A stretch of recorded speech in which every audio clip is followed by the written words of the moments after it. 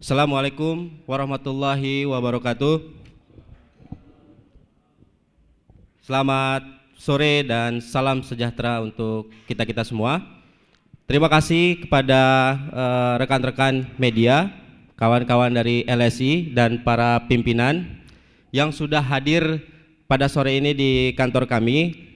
Kemudian juga selamat menunaikan ibadah puasa bagi kita yang menjalankan sambil menunggu waktu buka, karena sebetulnya undangan ini undangan buka puasa bersama, tapi kemudian kami juga mempunyai data terbaru mengenai survei tentang Pilkada DKI. Jadi sambil kita ngabuburit, kita bagi data, kita sampaikan temuan-temuan terbaru kita mengenai Pilkada DKI Jakarta. Oke, pro kontra dan kontroversi tentang Pilkada DKI ini memang sedang ramai dibicarakan. Salah satunya adalah mengenai kendaraan yang akan digunakan oleh Ahok sebagai incumbent untuk maju kembali menjadi Gubernur DKI Jakarta periode kedua. Pertama, pada waktu yang lalu Ahok mengatakan bahwa dia ingin maju melalui jalur independen. Kemudian di tengah jalan ini sepertinya Ahok mengalami kegalauan karena ada 3 partai politik yang memberikan tiket gratis untuk Ahok, yaitu kita tahu Nasdem, Hanura, dan kemarin baru-baru saja Golkar ikut mendukung tanpa syarat Ahok jika memang ingin maju melalui partai politik. Bahkan jika Ahok tetap pada pendirian awalnya untuk maju melalui jalur independen, partai politik ini pun tetap akan mendukung. Nah, ini juga menjadi kontroversi karena teman Ahok sendiri, kendaraan Ahok untuk maju independen ini mengklaim sudah mendapatkan dukungan sebanyak 1 juta KTP. Tapi di saat sudah mendapat dukungan 1 juta KTP, justru Ahok terlihat membuka diri untuk didukung melalui jalur partai politik untuk maju menjadi Gubernur DKI Jakarta periode selanjutnya. Nah, bagaimana masyarakat Jakarta menilai polemik ini?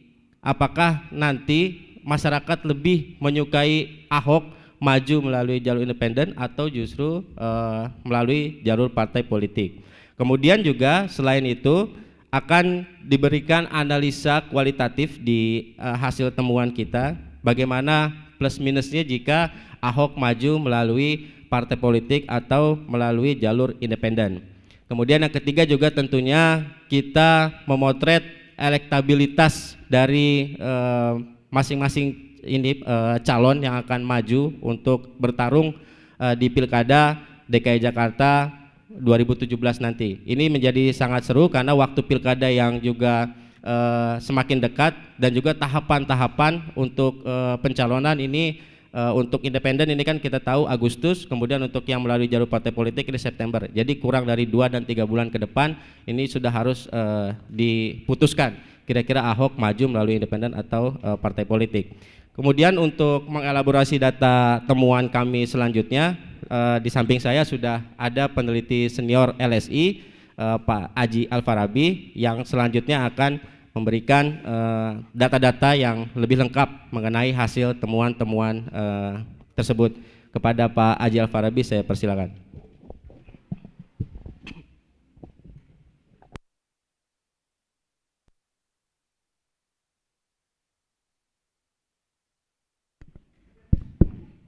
Tes 1. Terima kasih. Assalamualaikum warahmatullahi wabarakatuh.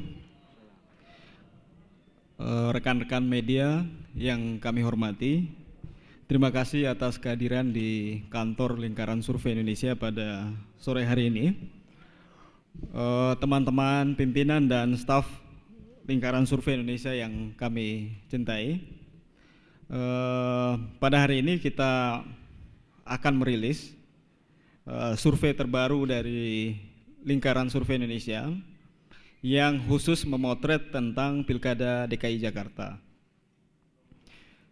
Seperti yang kita tahu bahwa pada beberapa waktu terakhir media maupun publik bukan hanya Jakarta tapi juga nasional mulai menyoroti tentang Pilkada DKI.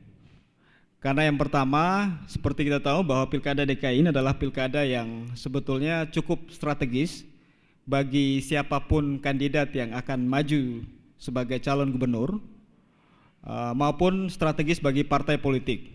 Walaupun sebetulnya kalau kita lihat dari sisi populasi pemilih di DKI Jakarta, sebetulnya DKI ini tidak lebih besar dibanding misalnya Jawa Barat, Jawa Tengah atau Jawa Timur yang populasinya sangat besar.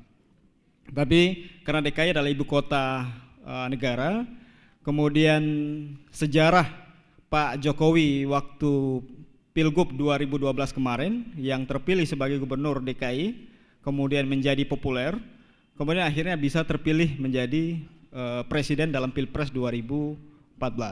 Sehingga Pilgub DKI ini kemudian menyita perhatian publik maupun elit dan partai politik. Dan kita tahu bahwa salah satu kandidat yang saat ini paling potensial terpilih kembali sebagai gubernur adalah Pak Basuki Cahayapurnama atau Ahok. Berbagai survei yang dilakukan oleh lembaga survei yang kredibel menunjukkan bahwa Pak Ahok punya elektabilitas yang cukup kuat, sangat kuat jika dibandingkan dengan calon-calon yang lain. Bahkan saking kuatnya dukungan atau elektabilitas Ahok, kita melihat banyak sekali partai politik yang galau untuk menentukan pilihan di Pilkada DKI Jakarta. Karena kita tahu bahwa partai politik juga berpikir rasional atau mengambil keputusan secara rasional. Calon yang mereka pilih atau mereka dukung adalah calon yang dimungkinkan atau punya potensi menang. Dan saat ini adalah Ahok punya potensi menang, sehingga ini kemudian memunculkan satu cerita yang panjang bagi partai politik. Apalagi kemudian jauh hari sebelum saat ini, Ahok sudah menyatakan akan maju sebagai calon independen dan bahkan sudah ada calon wakil gubernur. Ini yang akhirnya membuat Ahok sulit sekali atau sangat panjang kemudian berdiskusi dengan partai politik yang akan mendukung. Oleh karena itu, rekan-rekan sekalian, teman-teman media yang kami hormati, sampai saat ini sebetulnya sudah ada 3 partai politik yang secara resmi mendukung Ahok sebagai calon gubernur. Yaitu pertama Partai Nasdem sejak awal telah mendukung Ahok sebagai gubernur. Kemudian Partai Hanura juga demikian sejak awal mendukung. Kemudian terakhir adalah Partai Golkar. Dengan resminya 3 partai ini mendukung Ahok sebagai calon gubernur, kita tahu bahwa jumlah kursi yang dibutuhkan Ahok untuk maju sebagai calon gubernur secara resmi telah terpenuhi. Karena syarat dalam undang-undang minimal 20% kursi di DPRD, dan itu ekuivalen dengan 22 kursi di DPRD, dan saat ini kalau kita gabung 3 partai politik ini telah cukup 3 kursi, telah cukup minimal 20% kursi untuk Ahok maju sendiri. Nah, jadi sekarang Ahok di persimpangan jalan, apakah tetap maju lewat jalur independen karena syarat-syaratnya juga terpenuhi untuk saat ini. Jumlah KTP sudah mencapai 1 juta, tinggal verifikasi faktual yang akan membuktikan. Kemudian di sisi lain partai politik juga mencukupi, sudah minimal 20%. Sehingga di saat inilah kemudian kita menunggu keputusan Ahok. Tapi memang beberapa hari terakhir kita melihat tren untuk dicalonkan oleh partai semakin besar. Ahok bahkan menyatakan bahwa ingin bertanya kepada pendukungnya, para teman Ahok, apakah kita akan melalui jalan yang sulit, melalui jalur independen, atau jalan yang mudah melalui partai politik. Jadi ada statement Ahok yang kelihatannya sudah berubah. Bahkan di teman Ahok yang awalnya sangat keras terhadap partai politik, sudah menyatakan bahwa apapun jalan yang atau jalur yang diambil oleh Pak Ahok, teman Ahok akan pasang badan untuk mendukung. Jadi terlihat bahwa arahnya ke sana. Oleh karena itu, survei kita kali ini tidak mempertentangkan atau tidak menanyakan kepada publik apakah setuju Ahok memilih jalur independen atau jalur partai. Tapi yang kita tanyakan adalah jika Ahok maju lewat partai, seberapa besar mereka setuju. Jadi itu pertanyaan. Jadi agak berbeda dengan beberapa lembaga yang lain. Saya langsung masuk saja ke data.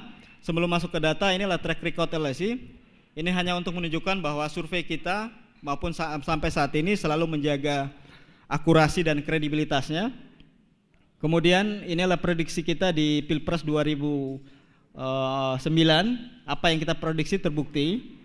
Kemudian quick count kita di Pilpres tahun 2014 kemarin juga yang paling akurat dibanding dengan lembaga-lembaga lain. Nah, ini rekan-rekan sekalian, pengumpulan data dilakukan tanggal 22 sampai tanggal 26 Juni 2016. Jadi baru beberapa hari kemarin kita melakukan pengumpulan data. Jumlah responden totalnya 440 responden. Wawancara dilakukan secara tatap muka menggunakan kuesioner, margin of error 4,8%. Jadi margin error 4,8%. Dengan metode ini kita yakin semua populasi pemilih yang ada di DKI bisa terwakili secara representatif. Yang pertama, rekan-rekan sekalian, ini datanya. Jika Ahok maju melalui partai politik, kita tanyakan apakah Bapak Ibu mendukung atau tidak mendukung jika Basuki Cahayapurnama atau Ahok memilih maju sebagai calon gubernur melalui jalur partai politik. Yang menyatakan setuju atau mendukung itu angkanya 53,8%. Jadi mayoritas menyatakan mereka mendukung kalau akhirnya Ahok maju melalui partai politik. Yang menyatakan tidak mendukung atau menolak itu angkanya 32,3%. Dan yang tidak tahu tidak jawab angkanya 13,9%. Jadi mayoritas menyatakan mereka mendukung atau setuju Ahok maju melalui partai politik, dan hanya minoritas atau 32,3% yang menolak Ahok maju melalui partai politik. Saya ingin mengklirkan bahwa sebelum masuk lebih lanjut, karena sebelum kita merilis ini ada beberapa lembaga yang merilis. Dirilis beberapa lembaga yang lain, mereka menanyakan tentang apakah mereka setuju Ahok maju lewat partai atau independen. Jadi itu pertanyaannya. Kalau pertanyaan kita berbeda, karena kita berpikir bahwa peluang Ahok maju lewat partai juga makin besar, jadi kita tanyakan seberapa besar antipati atau persetujuan atau approval publik ketika Ahok maju melalui partai politik. Kita tanyakan jika Ahok maju melalui partai politik atau memutuskan maju melalui partai politik, apakah Bapak mendukung atau tidak? Ternyata jawabannya mayoritas mendukung. Oleh karena itu dengan jawaban ini kami pikir bahwa Pak Ahok atau Pak Basuki Cahayapurnama tidak perlu ragu, karena walaupun akhirnya memilih maju lewat partai politik, publik juga tetap mendukung pilihan itu. Kalau kita lihat, kita breakdown, jadi hampir di semua segmen pemilih dukungan itu besar ya. Di segmen gender laki-laki perempuan misalnya, mereka yang mendukung Ahok maju lewat partai politik rata-rata di atas 50%. Di segmen laki-laki 57%, di segmen perempuan 50%. Ada yang menarik kalau kita lihat di pemilih dari sisi usia 20 sampai 29 tahun, karena ini adalah usia yang secara kualitatif kita lihat usia muda ini adalah mereka yang saat ini banyak memilih Ahok atau mendukung Ahok. Ini juga mayoritas setuju. Jadi 43,90% menyatakan mereka mendukung kalau akhirnya Ahok maju melalui partai politik. Yang benar-benar menolak hanya 27,90%. Di segmen pemilih 20 sampai 29 tahun. Mereka yang muda juga mendukung Ahok maju melalui partai politik. Jadi pendukung Ahok sekarang yang banyak muncul lewat teman Ahok dan lain-lain, yang kurang lebih kita bisa bilang usianya antara 20 sampai 29 tahun, juga sama posisinya mendukung Ahok ketika maju sebagai lewat partai. Di segmen usia yang lain juga sama, 30 sampai 39 tahun, 40 sampai 49 tahun maupun 50 tahun ke atas, mayoritas mendukung Ahok maju lewat partai politik. Apalagi di sini kita lihat segmen 50 tahun ke atas, 62% mendukung Ahok maju lewat partai politik. Kenapa segmen lansia ini lebih tinggi? Karena segmen ini memang segmen yang sejak lama terbiasa dengan kultur partai politik ya. Kemudian kita lihat dari sisi etnis. Dari semua segmen etnis juga sama, mayoritas mendukung Ahok maju melalui partai politik. Segmen pendidikan juga di atas rata-rata 45% mereka mendukung Ahok maju melalui partai politik. Di segmen pendapatan juga kurang lebih sama, mereka yang menengah ke bawah maupun menengah ke atas mayoritas mendukung Ahok maju melalui partai politik. Kalau kita lihat konstituen partai, ini juga menarik, hampir semua konstituen partai mendukung Ahok maju melalui partai politik. Bahkan kita lihat Golkar, Nasdem dan Nasdem, ini Hanura karena kecil base-nya kita nggak masukin, kita hanya masukin partai lainnya. Partai Nasdem ini yang partainya menyerahkan keputusan kepada Ahok untuk memilih apakah maju lewat independen atau maju lewat partai, mereka nggak ada masalah. Ternyata konstituen Nasdem juga menginginkan Ahok maju melalui partai politik. Partai Golkar juga sama, mereka mengembalikan keputusan kepada Ahok untuk memutuskan apakah maju lewat partai ataupun independen. Di konstituen Golkar juga mayoritas mendukung Ahok maju melalui partai politik. Artinya kalau Ahok maju melalui partai politik, mereka nggak ada masalah, mereka tetap mendukung. Rekan-rekan sekalian, mengapa kemudian ada 3 alasan yang kita temukan mengapa maju lewat partai politik lebih menguntungkan Ahok dari hasil riset kualitatif kita. Yang pertama adalah dengan maju melalui partai politik, maka Ahok lebih mudah mewujudkan pemerintahan yang kuat dengan dukungan mayoritas parlemen. Kita tahu, kita lihat berkaca kepada ke periode sebelumnya, Ahok begitu sulit berhadapan dengan parlemen karena Ahok dan parlemen dalam posisi yang saling berhadapan, saling bermusuhan, sehingga banyak kebijakan-kebijakan eksekutif atau inovasi-inovasi yang dilakukan Ahok tidak bisa berjalan dengan baik karena tidak ada dukungan dari parlemen. Stabilitas pemerintahan DKI juga seringkali terganggu karena konflik antara DPR dan eksekutif. Oleh karena itu, ketika Ahok maju melalui partai, ini akan memudahkan Ahok untuk bisa mengumpulkan dukungan secara mayoritas. Kalau misalnya 3 partai sekarang yang mendukung Ahok, Golkar, Hanura, dan Nasdem kita hitung, ini total kursinya mencapai 24 kursi. Jadi untuk mencapai mayoritas, yaitu 50% plus 1, yang totalnya kalau kita hitung kurang lebih sekitar 54 kursi, karena ada total seluruh kursi di DPR DKI adalah 106 kursi, maka Ahok kurang 30 kursi. Jika Ahok ingin mayoritas di parlemen, maka ada 2 skenario yang bisa dipakai.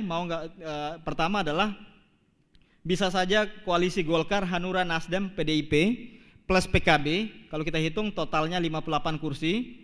Atau yang kedua pilihan Golkar, Hanura, Nasdem, PDIP dan PAN, ini totalnya 54 kursi ya. Ini salah, harusnya 54 kursi untuk gabungan Golkar, Hanura, Nasdem, PDIP dan PAN. Jadi dengan koalisi ini, jadi misalnya maju tetap dengan Golkar, Hanura, dan Nasdem, tapi tetap ketika terpilih bisa mengambil PDIP untuk masuk, karena tidak sulit Ahok bisa mengambil PDIP jika misalnya PDIP kemudian, jika Ahok tetap menang, PDIP saat ini mengusung calon lain dan kalah misalnya, Ahok bisa mudah mengambil PDIP ya, karena kedekatan PDIP dengan Ahok. Atau sebelum pertarungan PDIP sudah mulai bergabung, itu lebih mudah lagi untuk membangun koalisi yang mayoritas di parlemen. Jadi keuntungan pertama ketika maju dengan partai adalah lebih mudah membangun koalisi mayoritas dan pemerintahan juga akan makin kuat. Kemudian yang kedua, Ahok terhindar dari konflik mendalam dengan DPRD. Kita tahu sendiri, kita berkaca pada pengalaman sebelumnya, DPRD secara konstitusi dalam undang-undang diatur bahwa lembaga legislatif punya 3 fungsi. Pertama adalah fungsi legislasi, yang kedua fungsi budgeting, dan ketiga adalah fungsi controlling. Ketiga fungsi ini bisa dimainkan oleh DPRD untuk mengganggu kinerja pemerintahan. Dan itu terbukti dari periode pertama Ahok. Misalnya soal anggaran, kita tahu beberapa kali pembahasan anggaran APBD selalu lama prosesnya, bahkan muncul konflik antara DPRD dan DKI. Ini tidak terjadi kalau misalnya Ahok didukung oleh mayoritas parlemen atau Ahok kemudian maju lewat parlemen. Jadi fungsi anggaran juga dimiliki oleh DPRD sehingga Ahok harus rasional untuk mengambil langkah-langkah yang tepat. Kita tahu di DKI total anggarannya 69 triliun APBD, tapi penyerapannya sangat rendah, bahkan terendah di seluruh wilayah, dan ini merugikan rakyat atau merugikan warga DKI. Kalau kemudian serapan anggarannya bagus karena hubungan antara DPRD dan eksekutifnya bagus, maka ini juga akan menguntungkan Ahok. Yang kedua fungsi legislasi misalnya, kita tahu Perda misalnya soal reklamasi akhirnya dibatalkan, tidak dibahas, padahal Ahok membutuhkan itu. Nah, ini juga persoalan ataupun legislasi yang lain, perda-perda yang lain, Ahok akan kesulitan kalau kemudian selalu berkonflik dengan DPRD. Nah, ketika Ahok maju lewat partai kemudian didukung juga oleh mayoritas parlemen, nah ini akan memudahkan Ahok di periode kedua untuk menyelesaikan masalah ini. Yang ketiga misalnya fungsi controlling, pengawasan, DPRD setiap saat bisa saja mengambil langkah-langkah atau peran pengawasannya dengan misalnya menggunakan hak bertanya atau hak interpelasi atau bahkan hak atau mosi ya, atau hak angket untuk mempertanyakan atau mempersoalkan apa yang menjadi kebijakan pemerintah. Kalau itu dijalankan ini juga akan merugikan Ahok. Sehingga sekali lagi ketika Ahok maju lewat partai kemudian didukung oleh mayoritas parlemen, maka persoalan konflik di DPRD dan eksekutif bisa diminimalisir. Dan yang ketiga, keuntungan yang ketiga adalah Ahok akhirnya bisa fokus mengurus rakyat dengan program-program inovasi. Kita tahu banyak sekali program-program inovasi yang dibuat Ahok. Persoalan banjir mulai ditata ya, saluran-saluran air, kemudian kita tahu makin ditingkatkan kualitas pelayanan publiknya. Kemudian soal kemacetan juga ada beberapa langkah yang kemudian dibuat oleh Ahok, pelayanan publik, reformasi birokrasi, kemudian keluhan-keluhan publik misalnya ditampung lewat Clue ya, teknologi informasi yang bisa diakses oleh publik. Sehingga inovasi-inovasi ini kemudian bisa berkembang lebih lanjut atau bisa makin banyak dilakukan kalau kemudian Ahok makin solid dengan DPRD. Jadi rekan-rekan media sekalian, 3 alasan itulah yang kemudian membuat Ahok makin perkasa di periode kedua kalau kemudian Ahok memilih jalur partai sebagai alternatif untuk pencalonan dirinya. Kalau kemudian memilih jalur independen, sekali lagi sekarang pilihannya di Ahok, apakah memilih jalur independen atau memilih jalur partai. Jika memilih jalur independen, maka Ahok terancam kembali mengulangi kesalahannya atau kembali mengulangi model pemerintahan yang sebelumnya, di mana terjadi apa yang disebut dalam berbagai literatur ilmu politik sebagai divided government, jadi pemerintahan yang terbelah karena eksekutif dan legislatif saling bermusuhan. Nah, ini sekali lagi merugikan Ahok karena tadi DPR punya 3 kewenangan, legislasi, budgeting, dan kontrol. Kalau kemudian memilih jalur partai, maka Ahok kemudian bisa lebih perkasa, bisa lebih baik dalam periode keduanya karena program-program inovasinya bisa didukung oleh DPR. Ahok walaupun dengan dukungan partai bisa saja kemudian tetap mempertahankan platformnya sebagai personality yang tegas, personality yang berani melawan korupsi, tapi tetap menjaga leadership yang akomodatif yang merangkul partai-partai politik yang lain. Karena kita tahu bahwa banyak juga kepala daerah yang berasal dari partai juga sukses ya.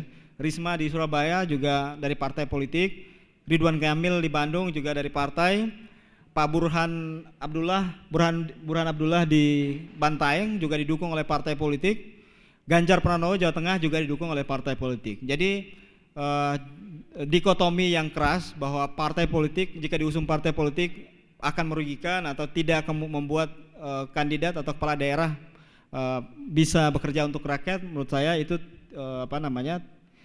di antitesisnya adalah kepala-kepala daerah yang tadi kita sebut. Rekan-rekan sekalian, kita masuk ke bagian kedua, bagaimanakah dukungan Ahok saat ini. Jadi elektabilitas Ahok saat ini dibanding kandidat-kandidat lain. Ini yang pertama, ketika kita tanyakan seandainya pemilihan langsung Provinsi Jakarta dilaksanakan pada hari ini, siapakah calon gubernur yang akan Bapak Ibu pilih?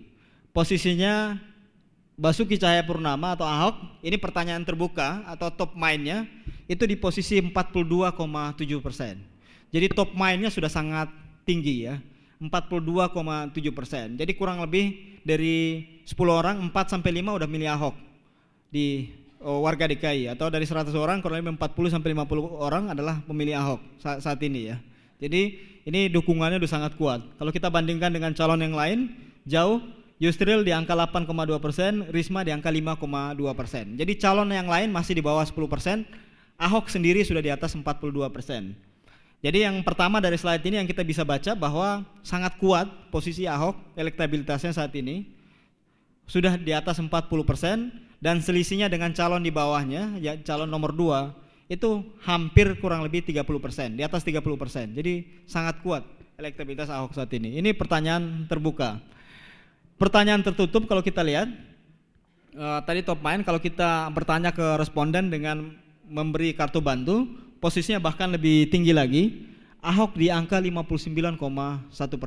Jadi elektabilitas Ahok saat ini ketika Pilgub dilaksanakan di saat survei kita lakukan, itu angkanya 59,1%. Yusril di angka 12,4%, Risma di angka 8,8%. Jadi Risma yang digadang-gadang oleh PDIP sebagai calon alternatif saat ini masih cukup rendah elektabilitasnya, hanya di 8,8%. Syafri Samsudin, salah satu cagup yang dipertimbangkan oleh Gerindra untuk maju melawan Ahok, juga sangat kecil elektabilitasnya, hanya di angka 1,2%. Sandiaga Uno yang sudah lama kerja, sudah hampir setahun kita lihat sosialisasi, ini angkanya hanya 6,1%. Jadi ini menunjukkan bahwa sampai saat ini dukungan Ahok masih sangat kuat, masih di atas 50%, dan nampaknya memang sulit sekali bagi kandidat yang lain untuk saat ini ya bersaing dengan Ahok. Angkanya masih sangat jauh.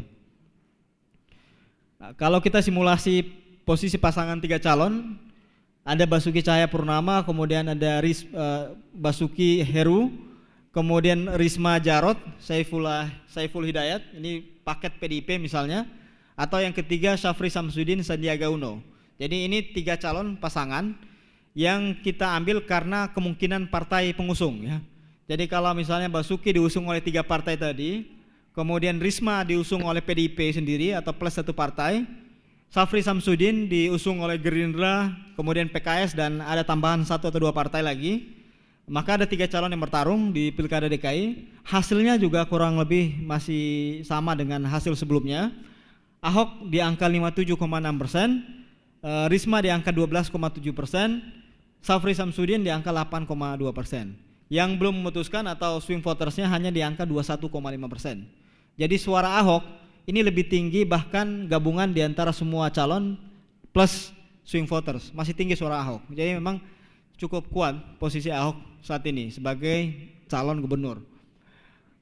Ini untuk 3 calon. Kalau kita lihat simulasi 2 calon, Basuki Cahayapurnama Heru Budi versus misalnya Syafri Samsudin, Sandiaga Uno, kalau simulasi head to head, ini jauh sekali. Ahok di angka 62%, Syafri di angka 15,5%.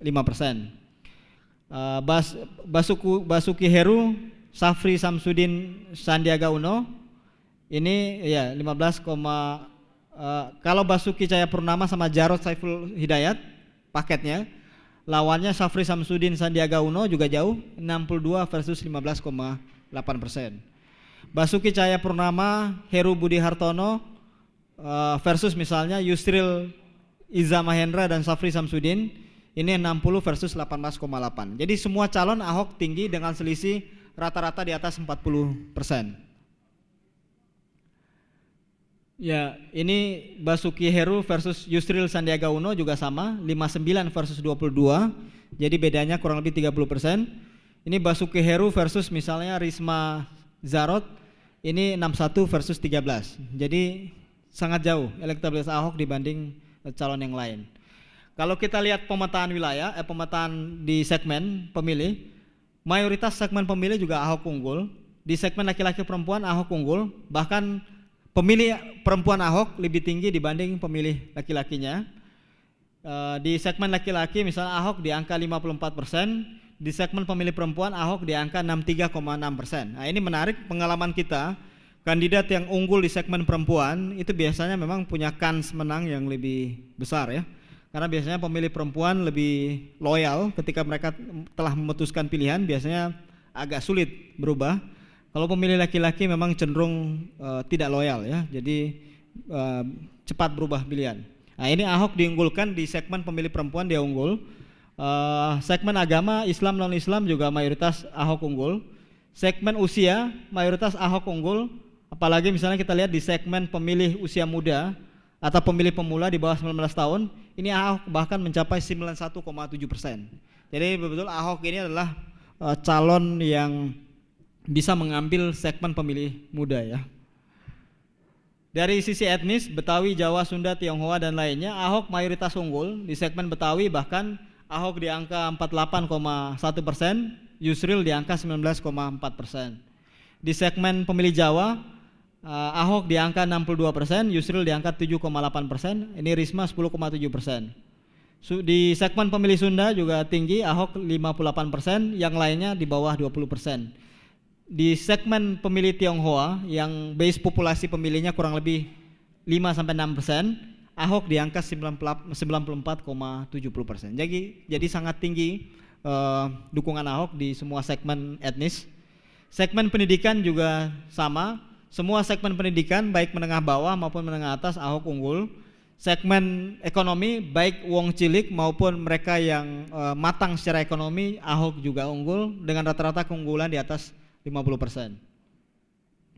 Di segmen partai mayoritas Ahok unggul. Jadi hampir semua segmen konstituen partai politik Ahok unggul. Di PDIP Ahok mencapai 61,9%, di konstituen PDIP. Nah, jadi ini juga bisa jadi ini buat PDIP bahwa konstituennya mayoritas mendukung Ahok 61,9%, Gerindra Ahok 63,6%, jadi konstituen Gerindra juga mayoritas mendukung Ahok. Partai Golkar konstituennya mayoritas mendukung Ahok 60%, Partai Demokrat yang belum menentukan sikap mayoritas mendukung Ahok 50%, konstituennya mendukung Ahok. Nasdem 60% konstituennya mendukung Ahok. Kecuali PKS yang base-nya kecil memang 3,6%. Ini Risma sedikit lebih tinggi 40%, Ahok 30%. P3 Ahok di angka 40%. Jadi mayoritas di konstituen partai Ahok unggul dibanding calon yang lain. Di sisi teritori, di kelima teritori Ahok unggul. Jadi Jakarta Pusat, Jakarta Utara, ini utara plus Pulau Seribu, Jakarta Timur, Jakarta Selatan, Jakarta Barat, mayoritas Ahok unggul. Bahkan keunggulan tertinggi kita lihat di Jakarta Selatan yang populasinya mencapai 21%, ini Ahok mencapai 70%, Jakarta Pusat Ahok juga mencapai 75%. Sedikit rendah hanya di Jakarta Timur dan Jakarta Barat yang hanya 51%, tapi tetap mayoritas dibanding calon yang lain. Ya, kalau kita lihat pemilih militan, ini juga yang menjelaskan kenapa Ahok begitu kuat. Pemilih militan atau mereka yang sangat loyal terhadap Ahok itu sudah mencapai 43%. Jadi pemilih militan adalah mereka yang akan memilih Ahok saat ini maupun nanti sampai hari pemilihan. Tidak mungkin berubah. Itu angkanya 43%. Jadi pemilih militan Ahok memang sudah sangat kuat. Angkanya mencapai 43%. Sementara pemilih militan kandidat yang lain ini masih di bawah 10%. Selisihnya kurang lebih 30-35%. Jadi pemilih militan Ahok sudah sangat kuat. Ahok hanya butuh 7-10% untuk menutup kemenangan di Pilgub Februari nanti. Jadi sudah sangat kuat elektoral Ahok, militansi pemilihnya juga sudah tinggi di atas 40%. Walaupun sini kalau kita total mereka yang swing voters atau mereka yang bisa berpindah pilihan masih ada sekitar 42,4%. Kalau dari sisi popularitas Ahok juga sangat tinggi, 99%, artinya hampir semua pemilih DKI mengenal Ahok. Yusril Iza Mahendra popularitasnya mencapai 72%, jadi belum mencapai puncaknya Yusril. Risma sendiri popularitasnya baru mencapai 57%. Tingkat kesukaan Ahok paling tinggi. Jadi yang dari mereka yang mengenal Ahok, 78,9% suka terhadap Ahok. Kemudian Jarod Saiful Hidayat, dari mereka yang mengenal, ini 50,7% yang suka. Sementara kalau dibandingkan dengan total semua pemilih, artinya mereka yang kenal Jarod maupun kenal kandidat yang lain, ini yang suka terhadap Jarod di angka 23%. Nah, tapi kalau untuk kesukaan Jarod secara personal, angkanya mencapai 50,7% dari mereka yang mengenal. Ini Heru Budi Hartono 38% popularitasnya, tingkat kesukaannya. Sandiaga Uno tingkat kesukaannya 58%. Jadi dari sisi tingkat popularitas memang Ahok unggul, tingkat kesukaan atau akseptabilitas juga Ahok unggul dibanding kandidat yang lain. Yang terakhir, yang berikutnya, kenapa Ahok juga tinggi? Karena tingkat kepuasan publiknya sangat tinggi ya. Mereka yang puas terhadap kinerja Ahok, kalau kita total 61% plus 16%, ini totalnya mencapai 77%. Jadi sangat tinggi mereka yang puas terhadap kinerja Ahok. Kalau kita lihat angkanya 77% ini mirip kepuasan Fadel Muhammad ketika Pilgub Gorontalo di tahun 2007 ya. Kemudian atau Banyuwangi kemarin Pak Azwar Anas juga tingkat kesukaannya di atas 70% ya. Jadi ini Ahok juga kurang lebih sama, hanya kurang lebih 30% yang tidak puas dengan kinerja Ahok. Artinya mereka yang puas ini bisa dikonversi menjadi pemilih Ahok. Ya tergantung sejauh mana Ahok bisa mengoptimalkan sosialisasi. Tapi tingkat kepuasan Ahok sangat tinggi. Kepercayaan terhadap Ahok juga tinggi. Mereka yang percaya bahwa Ahok terlibat kasus korupsi itu hanya 11%. Sedangkan mereka yang tidak percaya ini mencapai 48,8%. 39,4% menjawab tidak tahu, tidak jawab. Jadi yang percaya Ahok terlibat kasus korupsi dengan berbagai macam kasus-kasus sebelumnya, soal reklamasi, kemudian soal sumber waras, ternyata yang percaya itu hanya kurang lebih 11,8%. Jadi dari sisi kredibilitas Ahok juga tidak terganggu dengan isu-isu soal reklamasi, sumber waras dan lain-lain. Buktinya yang percaya masih di bawah 20%. Demikian rekan-rekan media sekalian, hasil survei kita. Intinya yang pertama bahwa pilihan soal partai politik sudah ada di depan mata, tinggal diambil oleh Ahok apakah mengambil pilihan itu atau tidak. Elektabilitasnya juga masih tinggi, ya semua kembali ke Ahok untuk menentukan. Terima kasih rekan-rekan media. Wassalamualaikum warahmatullahi wabarakatuh. Waalaikumsalam warahmatullahi wabarakatuh.